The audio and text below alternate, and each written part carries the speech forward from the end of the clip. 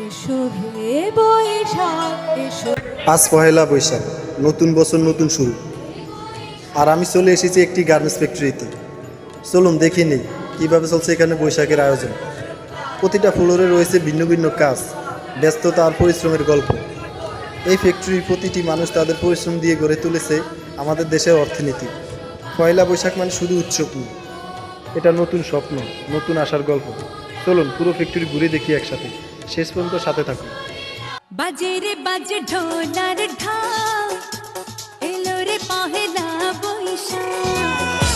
বাজে রে বাজে ঢোলার ঢাক, এলো রে পহেলা বৈশাখ। আজ কৃষ্ণ চূড়ার ডালে ঢেকেছে লালে লালে, সেই রং হৃদয়ে ছড়া। বাজে রে বাজে ঢোলার ঢাক, এলো রে পহেলা বৈশাখ। বাজে রে বাজে ঢোলার ঢাক, এলো রে পহেলা বৈশাখ। আজ কৃষ্ণ চূড়ার ডালে ঢেকেছে লালে লালে, সেই রং হৃদয়ে ছড়া।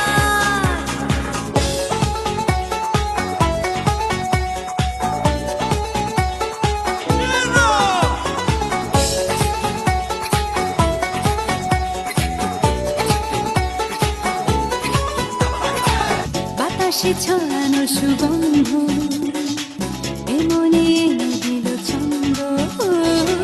বাতাসে ছড়ানো সুগন্ধ এমনি এনে দিল ছন্দ।